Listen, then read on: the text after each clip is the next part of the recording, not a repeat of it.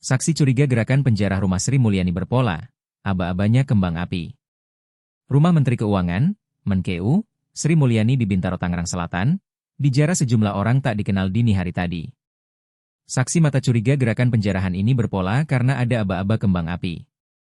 Ada 2 tenaga satpam yang menjaga pintu gerbang masuk jalan menuju rumah Sri Mulyani. Mereka adalah Jayadi dan Ali. Menurut mereka dan sejumlah saksi di sana, gerakan massa terlihat berpola. Mereka berkumpul dahulu sekitar jam 00.30 WIB, di depan komplek rumah Sri Mulyani. Jumlahnya ratusan, mungkin mendekati 1000-an orang, kata Ali. Seorang saksi lain yang juga meminta namanya tidak disebutkan menyatakan, seperti ada aba-aba terlebih dahulu sebelum massa masuk komplek. Aba-aba itu adalah kembang api, karena segera setelah bunyi kembang api, massa merangsek masuk komplek, kata saksi itu. Seraya berkata bahwa sang pemberi komando juga berseru kepada massa tak dikenal agar jangan ada yang membawa motor ke dalam komplek. Kami tak kuasa mencegahnya, terlalu banyak, kata Jayadi. Sementara itu, staf pengamanan di rumah Sri Mulyani, Joko Sutrisno mengatakan penjarahan ini dilakukan bergelombang. Gelombang pertama sekitar jam 1, dini hari, gelombang kedua terjadi sekitar jam 3, dini hari, kata staf pengamanan di rumah itu, Joko Sutrisno.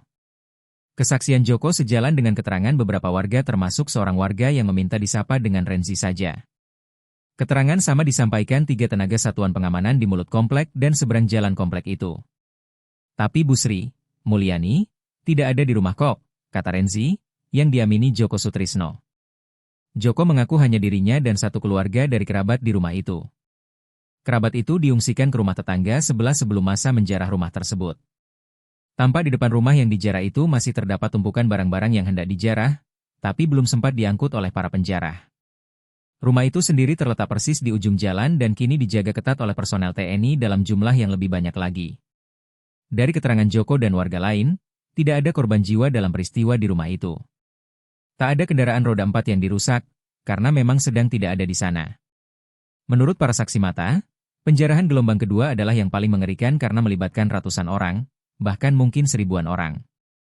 Saya hanya bisa menyaksikan dari balik tirai rumah saya saja, tak berani keluar, karena banyak sekali orang-orang yang datang, kata seorang tetangga yang meminta namanya tak disebutkan. Dia dan juga Joko serta Renzi memberikan keterangan yang sama bahwa para pelaku masih sangat muda. Usia, paling tua mungkin 25 tahun, kebanyakan masih remaja, kata Ali, yang dibenarkan Jayadi. Menurut Renzi, Joko dan seorang prajurit TNI yang diturunkan sebagai tenaga bantuan untuk menjaga rumah itu, massa memang terlalu banyak, sehingga yang bisa mereka lakukan hanyalah menenangkan massa agar berbuat tak lebih jauh lagi, terutama membakar rumah. Renzi mengatakan, sebenarnya para tetangga sudah berjaga-jaga, setelah mengetahui lingkungan mereka tiba-tiba bising di tengah malam.